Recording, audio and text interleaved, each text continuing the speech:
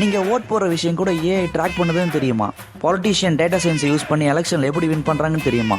Election வர 6 மாதத்துக்கு முன்னாடியே உங்கள் மைண்டை அனலைஸ் பண்ணுவாங்க ப்ரோ. ட்விட்டர், ஃபேஸ்புக்லலாம் உங்கள் கமெண்ட்ஸ், சர்வே டேட்டா இதெல்லாம் ஏஐ அனலைஸ் பண்ணிட்டோம். சமீப காலத்தில் ஜல்லிக்கட்டு ப்ரொட்டஸ்ட் நடந்தப்போ ஏஐ வச்சு உங்கள் ஒப்பீனியனை ட்ராக் பண்ணாங்க.